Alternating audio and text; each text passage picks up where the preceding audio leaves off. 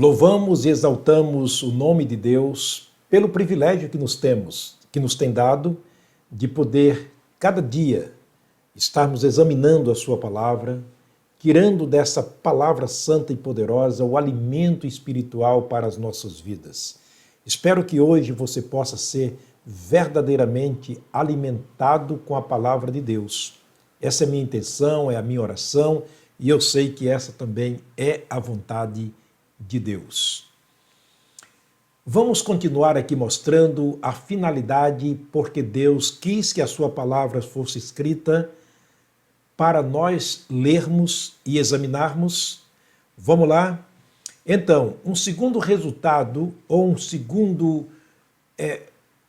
uma segunda razão pela qual Deus permitiu que as suas palavras fossem escritas na Bíblia Sagrada é para que o povo dele pudesse conhecer essas verdades e, ao mesmo tempo, transmitir ao mundo. Ninguém poderia transmitir a mensagem de Deus ao mundo sem que a conhecesse. Então, essa foi uma das razões, porque Deus permitiu que a sua palavra fosse escrita, para que, lendo, conhecêssemos a mente de Deus através das Escrituras e, a partir daí, a gente poder transmitir essas verdades ao mundo. Portanto, aqueles que pregam a palavra de Deus, que transmitem a palavra de Deus, devem estar sujeitos exclusivamente à palavra de Deus. Você vai ver no Velho Testamento, quando os profetas profetizavam sem ter a palavra de Deus escrita, palavras que mais tarde vieram a ser escritas na Bíblia, você vai ouvir muitas vezes e ler de maneira sequente nos profetas, quando eles diziam, veio a mim a palavra do Senhor dizendo, assim diz o Senhor, assim diz a palavra do Senhor. Portanto, eles eram sujeitos à palavra de Deus, o conhecimento que vinha de Deus através do Espírito Santo. Hoje nós temos a Bíblia escrita, precisamos lê-la, precisamos compreendê-la, e a partir do momento que nós entendemos a Bíblia, Deus quer que nós o dividamos. Deus quer que nós o espalhemos essa verdade. Ele quer que nós enviemos essa verdade e falemos essa verdade ao mundo inteiro. Foi essa a ideia do próprio Jesus dada aos seus discípulos. Olha o que ele disse para os seus discípulos no capítulo 8, verso 32 e 36 de João. Ele disse, conhecereis a verdade e a verdade libertará vocês. Se, pois, o Filho libertar vocês, vocês serão verdadeiramente livres. Portanto, entendemos que, primeiramente, antes de ensinar, antes de pregar, antes de falar a palavra de Deus, eu preciso, primeiramente, conhecer a verdade. Quem é a verdade? O próprio Jesus. Eu devo conhecer Jesus através das Escrituras. Conhecereis a verdade e a verdade libertará vocês. A palavra libertar, aqui é a mesma coisa que está escrito em Atos, em Gálatas capítulo 4, que Jesus Cristo nos remiu, quer dizer, ele nos tirou do cativeiro, pagando um alto preço, e nos colocou em liberdade. Ele faz isso através do conhecimento da palavra de Deus. O que nós vimos na mensagem anterior, que a palavra de Deus nos ensina, nos ademoesta, nos faz sábios para a salvação. Então, conhecereis a verdade e a verdade vai libertar vocês. Se, aqui há uma condição, se vocês são libertados pelo Filho, então vocês são verdadeiramente livres. Só são livres, libertos, para ensinar a palavra de Deus àqueles que foram libertos por Jesus, pelo o Filho de Deus, através do conhecimento das Escrituras. Muito simples de se entender estas verdades e você pode compreender essa verdade através de alguém que está pregando, se ele tem ou não o conhecimento de Deus, se ele está baseado e está sujeito ou não à palavra de Deus. Agora nós vamos para um outro texto que é muito interessante.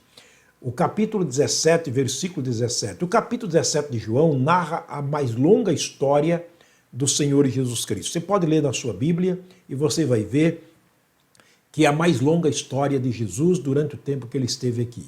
No versículo 17, ele se volta para o Pai, apresentando ao Pai os seus discípulos, os seus apóstolos, aqueles que foram libertados, aqueles que foram iluminados por Deus, e ele disse para Deus em relação aos seus discípulos: santifica-os na verdade, a tua palavra é a verdade.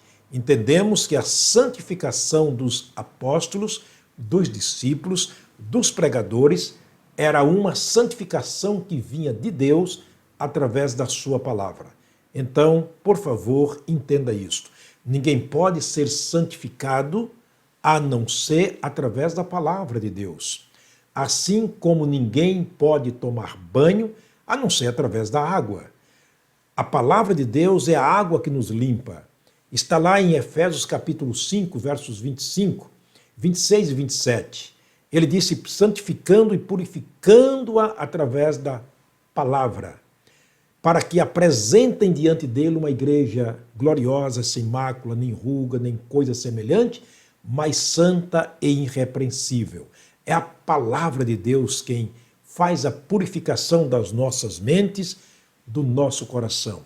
Quanto mais temos da palavra de Deus, mais santo nos tornamos, mais puro nos tornamos, não pelos nossos méritos, mas pelo efeito da palavra de Deus. Conhecereis a verdade, e a verdade libertará vocês. Se, pois, o Filho vos libertar, vocês serão verdadeiramente livres. Aí ele está dizendo, vocês estão preparados para transmitir a minha verdade ao mundo. Ele chama agora os seus discípulos e os encarrega dessa verdade a ser transmitida ao mundo. Está registrado no capítulo 16, versículo 15 do Evangelho São Marcos. Ele diz, ide por todo mundo e pregai o Evangelho a toda a criatura. Ide por todo mundo e pregai o Evangelho. Esse é um ponto interessante. Pregai o Evangelho, a verdade de Deus que liberta o pecador dos seus pecados e conduz para os céus. Mas o que é o Evangelho de Deus? Você não pode compreender o que é o Evangelho de Deus e do Senhor Jesus Cristo se não conhecer Efésios capítulo 1, versículos 13 e 14. Ele vai dizer nesse texto o seguinte, através do apóstolo Paulo, em quem vocês estão, ele está se referindo a Jesus e dizendo para o povo salvo, em quem vocês agora estão, depois que ouviram a palavra da verdade, o evangelho da vossa salvação, e tendo também nele crido, fostes selados com o Espírito Santo da promessa. Verso 14 ele diz, o qual, referindo-se ao Espírito Santo, o qual é o penhor da herança de Deus, do resgate dessa herança adquirida por Deus. Ele está dizendo, vocês tornam-se herança de Deus e serão resgatados por Ele, e vocês terão direito de serem resgatados como propriedade de Deus, porque vocês têm o Espírito de Deus como selo, como aqueles que são identificados como povo de Deus. E aí Paulo vai dizer aos romanos, se alguém não tem o Espírito Santo, esse tal não é dele. Mas o que é mesmo o Evangelho de Deus? Escrito nesse texto de Efésios capítulo 2, versículo 13, depois que ouviram o Evangelho da vossa salvação. O Evangelho da salvação resume nas seguintes coisas, perceba, aprenda por favor. Nascimento de Jesus, vida de Jesus, morte de Jesus, sepultamento de Jesus, ressurreição de Jesus, ascensão de Jesus aos céus, entronização de Jesus e a volta dele para nos buscar, nos deixando e nos trazendo uma grande, viva e firme esperança. Este é o Evangelho que Jesus mandou que os seus discípulos pregassem. Este é o Evangelho que deve ser pregado, porque este é o Evangelho da Bíblia Sagrada. Este é o Evangelho que está encoberto aos olhos, aos ouvidos e ao coração daqueles que amam a Deus. Você já é um liberto. O Evangelho de Cristo já te libertou. A mensagem da cruz já te libertou.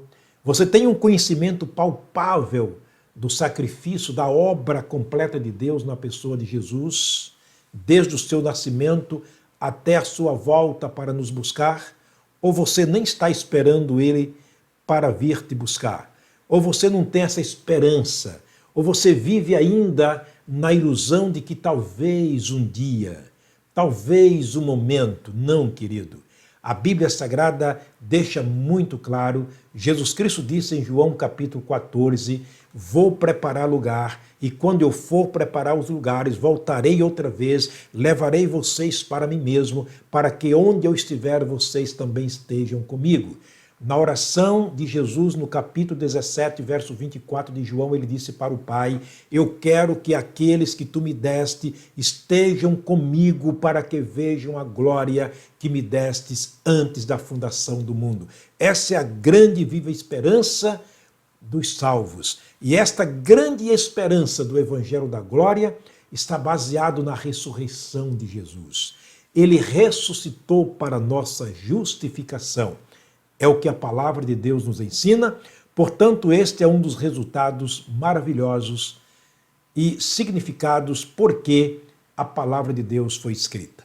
Espero que você anote esses textos, leia na sua Bíblia, cresça espiritualmente, deixa Deus encher a sua vida de conhecimento espiritual e você se tornará uma pessoa totalmente espiritual e conhecerá a verdade de Deus através das Escrituras, porque o Espírito Santo é quem faz isso na nossa vida. Deus te abençoe, Deus te guarde, através da leitura da palavra dele. Vamos orar? Pai, muito obrigado por mais uma vez estarmos aqui juntos, eu, meus irmãos, meus amigos, pessoas que me assistem, juntos diante da tua palavra. Meu Deus, obrigado pelo teu Espírito Santo. Eu sei, ó Deus, que o teu Espírito Santo, além de inspirar os homens, ou seja, revelar aos homens para escrever essa palavra inspirada, também um dos seus papéis é convencer os homens do pecado, da justiça e do juízo.